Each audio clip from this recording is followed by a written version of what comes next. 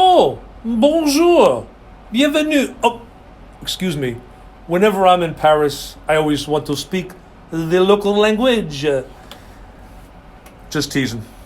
I am tucked away at home here in lovely Northport with my fantasy world behind me. That's what being inside, coming up with great ideas is all about when there's a pandemic or anything where you have to stay home with family. So, my little fantasy world I'm sharing with you all. But I'm going to tell you a story today during children's time. It's not really children's time, it's everybody's time. So, welcome. I have a really cool story for you. It's pretty true for the most part. It's the story about the three little sheep. What, you were expecting pigs?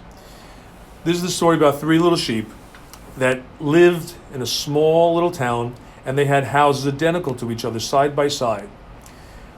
And their names were Seymour, Marvin, and Gertrude. So Seymour had a house. He was kind of last minute kind of guy. He didn't have a gate at all to his house. Marvin, who lived next door, he had a wooden gate. It kept the flies out, but that was pretty much it. Gertrude had a fine gate. I mean, it was sturdy, solid. One of those Pella or Anderson gates, the fancy kind, really secure. Well, one day, they were all at their respective homes. Now, Seymour was playing Fortnite, kind of lost in his fantasy world, playing games. Well, along comes, you guessed it, a big, bad wolf. Hungry.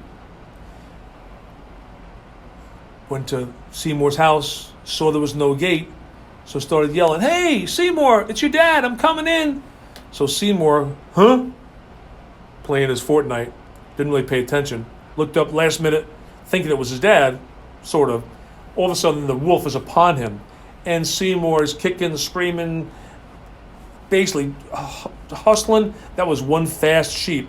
Hightailed it next door to Marvin's house. Shivering there, couldn't even talk. Well, the wolf, thinking, I lost my chance to get some great lamb chops, goes next door to Marvin's gate. "Hey, Marvin, come on out and play, it's your dad." So Marvin, looking down at Seymour, shivering, not recognizing his dad's voice. No, I don't think so. What does it matter? The wolf just burst through the wooden gate and just chasing Marvin and Seymour all around the house. Well, fortunately, that was one slow wolf and two pretty quick sheep. Well, they scoot next door into Gertrude's little house. Now, Gertrude's looking at them both shivering, hiding under the table, wondering what's going on. Big Bad Wolf goes next door to Gertrude's house. "Hey, Gertrude! Gertie! Hey! Open up, it's Dad! Want to play?" Well, Gertrude knew that wasn't Dad's voice. And looking down at her two friends, figuring something's crazy here, all of a sudden the wolf starts pulling on the gate. Can't get it open.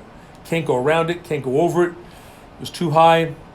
So luckily for all three of them, Gertrude had the foresight to have a secure gate, safe gate, and a knowledge of what Dad sounded like, and wouldn't open up the gate for a stranger.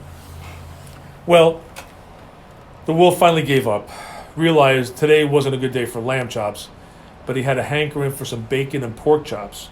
So he went to the next town, and you probably heard that story.